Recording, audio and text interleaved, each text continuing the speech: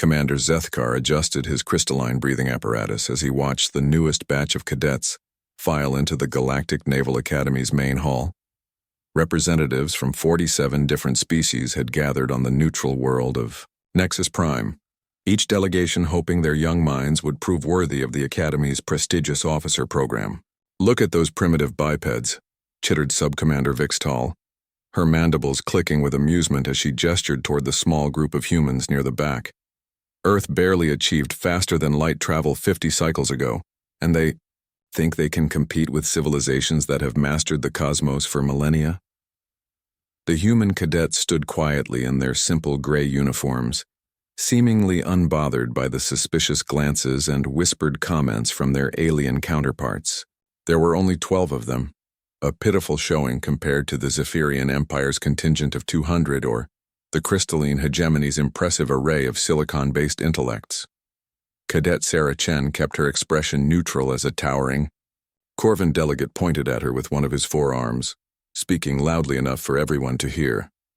"I heard their homeworld is still plagued by wars over resources. How can such a fractured species possibly understand galactic diplomacy?" Her fellow cadet Marcus Rodriguez placed a steadying hand on her shoulder. They had expected this. Earth's reputation preceded them. A young, aggressive species that had only recently stopped fighting among themselves long enough to venture beyond their solar system. The other civilizations saw them as curiosities at best, threats at worst. Admiral Cathus, a veteran Aquarian whose scaled skin shimmered blue-green under the hall's artificial lighting, called for attention.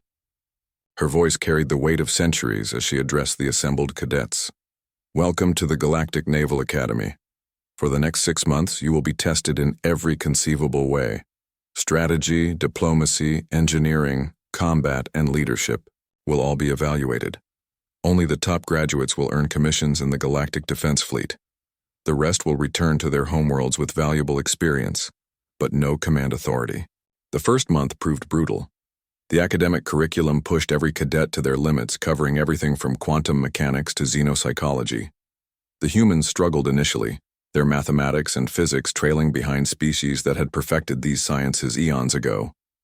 The Zephyrians excelled at theoretical work, their massive brains processing complex equations like simple arithmetic. The crystallines dominated computational challenges, their living crystal matrices calculating probabilities at light speed. "Pathetic," sneered Cadet Thexan, a Zephyrian noble whose family had produced admirals for 12 generations. The humans scored lowest in quantum engineering again. Perhaps they should return to their little blue world before they embarrass themselves further. But something curious happened as the weeks progressed. While the humans initially lagged in pure academic performance, they began distinguishing themselves in unexpected ways.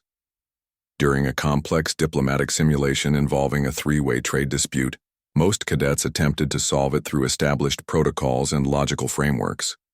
The human cadet, David Kim, took a completely different approach. "What if we're looking at this wrong?" he suggested to his mixed species study group.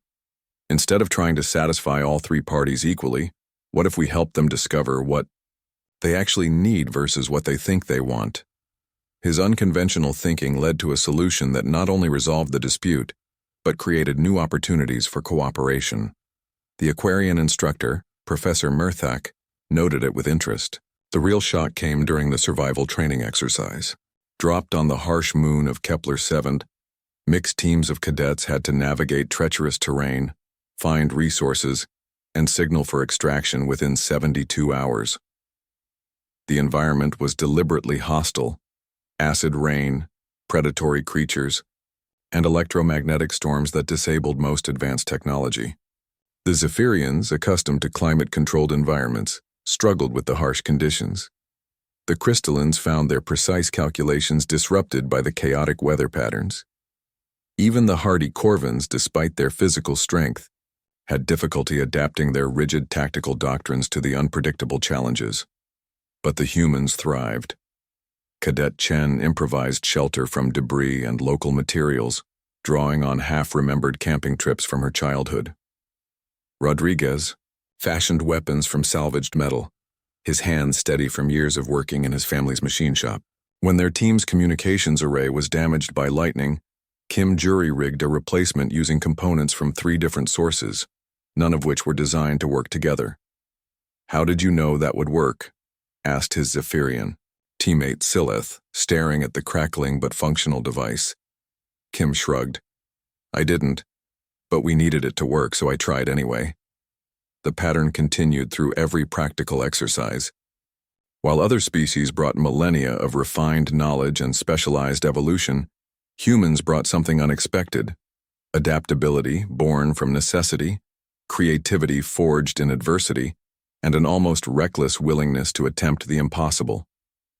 During the final combat simulation, a massive space battle involving dozens of ships and thousands of variables, the human cadets made their most stunning display. Traditional doctrine called for careful positioning, methodical targeting, and preservation of resources. The simulation was designed to reward patience and tactical precision. Instead, Cadet Chen, serving as fleet commander, ordered an aggressive, flanking maneuver that violated 3 separate tactical principles. When her Corvan subordinate questioned the order, she simply said, "Trust me." The human fleet struck like lightning, hitting the enemy formation at its weakest point with a ferocity that caught everyone off guard. They lost more ships than doctrine suggested acceptable, but they achieved total victory in half the projected time. In the stunned silence that followed, Admiral Cathis spoke slowly.